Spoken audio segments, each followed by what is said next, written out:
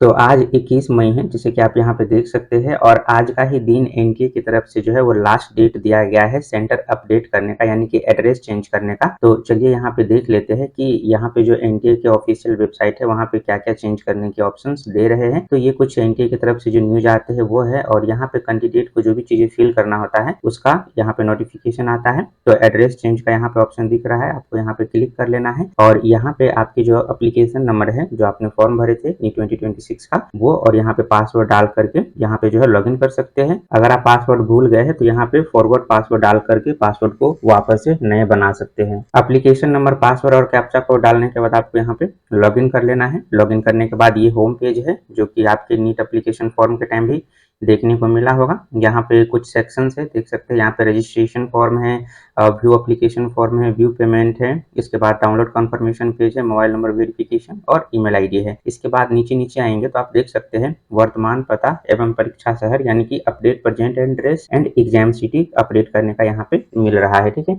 मैं कुछ यहाँ पे आपको डिटेल दिखा रहा हूँ कि क्या क्या चेंज कर सकते हैं। सबसे पहले यहाँ पे रजिस्ट्रेशन फॉर्म को अगर हम क्लिक करते हैं तो आपको यहाँ पे जो भी आपने फॉर्म फिल करते समय डिटेल दिया था वो सब आपको यहाँ पे दिख जाते हैं। तो मैं इसको होम पे ले जाता हूँ। इसके बाद व्यू एप्लीकेशन फॉर्म पे देखेंगे तो जो लास्ट पेज आता है फॉर्म फिल करने के बाद, जो एक बार रीचेक करने का आपको ऑप्शन मिलता है कि आपने सारा कुछ जैसे कि एग्जाम सिटी, आपका 10th-12th का जो भी डिटेल है वो, इसके बाद सिग्नेचर, फोटो, ये सारा अपडेट करने के बाद जो लास्ट में जो कंफर्म करने से पहले का जो होता है वो आपको यहाँ पे देखने को मिल जाता है। सेम टू सेम वैसे ही जैसे कि फॉर्म फिल करते टाइम था। तो ये भी मैंने आपको दिखा दिया। इसके बाद, और हाँ, इन दोनों में कुछ भी चेंज करने का ऑप्शन नहीं दे रहा है। इसके बाद आपको व्यू पेमेंट ऑप्शन पे क्लिक कर लेना है। तो देख सकते हैं मैंने जो पेमेंट किया था वो 1700 रुपये पे किया था जनरल से, और डेट भी यहाँ पे दिखा रहा है। तो जो भी सक्सेसफुल पेमेंट किए थे और उनका ही जो है वो रिफंड आएगा। और यहाँ पे होम पे जाने का ऑप्शन आ रहा है तो मैंने ये भी दिखा दिया। इसके बाद कंफर्मेशन पेज है। कंफर्मेशन पेज में भी वही सेम टू सेम लास्ट वाले जो ऑप्शन आते हैं जो फाइनल सबमिशन से पहले का, तो वो यहीं पे सारा डिटेल दिखाते हैं। तो मैं यहाँ से बैक हो जाता हूँ। इसके बाद का जो ऑप्शन आता है मोबाइल नंबर चेंज का, जो कि आप नहीं कर सकते, देख रहे हैं मैं क्लिक कर रहा हूँ, नहीं हो रहा है। और ईमेल आईडी चेंज करने का भी नहीं ऑप्शन आ रहा है। ठीक है, तो ये दोनों चीजें तो आप चेंज बिल्कुल भी नहीं कर सकते। तो चलिए अब हम एड्रेस चेंज करके देखते हैं। तो उसके लिए यहाँ पे आपको क्लिक कर लेना है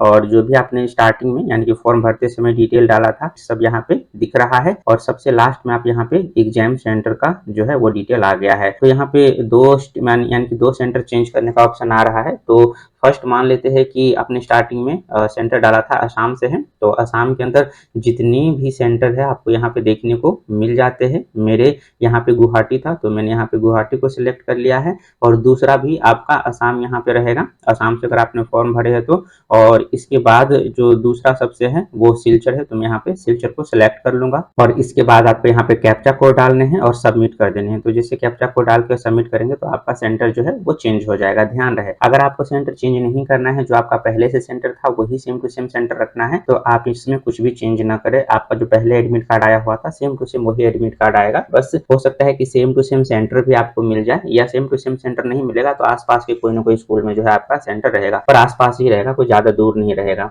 एग्जाम्पल के लिए मान लेते हैं कि किसी ने बिहार से फॉर्म फिल किया है, तो यहाँ पे बिहार सेलेक्ट कर लेते हैं और बिहार के जितने भी डिस्ट्रिक्ट है वो यहाँ पे आ रहे हैं, तो जो भी नियरेस्ट है तो वो आप यहाँ से सेलेक्ट कर सकते हैं। मैं यहाँ पे पटना सेलेक्ट कर लेता हूँ और दूसरे में यहाँ पे फिर से बिहार सेलेक्ट कर लेता हूँ, और दूसरे में भी बिहार के जितने भी सिटी है जहाँ पे सेंटर पड़ने वाले हैं नीट के, वो सारे आपको यहाँ पे मिल जाएंगे। एग्जाम्पल के लिए मैं यहाँ पे समस्तीपुर सेलेक्ट कर लेता हूँ। तो 2 सिटी मैंने यहाँ पे सेलेक्ट कर लिए हैं। यहाँ पे कैप्चा कोड डालेंगे और सबमिट जैसे करेंगे तो एग्जाम का जो सिटी है वो चेंज हो जाएगा। ध्यान रहे, सेम स्टेट में ही आप जो है वो सेंटर चेंज कर सकते हैं जो कि आपने पहले डाला हुआ था। अदर स्टेट में अगर आपको चेंज करना है तो आपको करेंट और प्रेजेंट एड्रेस ये सारा कुछ वापस से फिल करना पड़ेगा, तभी आप अदर स्टेट में जो है सेंटर को अपना डाल सकते हैं। तो इस हिसाब से आप जो है सेंटर को बड़े आसानी से चेंज कर सकते हैं। हालांकि आज 21 तारीख है, अभी तक जो है वो एनटीए की तरफ से कोई भी नोटिफिकेशन नहीं आया है बैंक डिटेल चेंज करने का। अगर बैंक डिटेल अपडेट करने का कुछ भी आएगा तो वो इसी साइड में यहाँ पे रहेगा। तो जैसे अपडेट आता है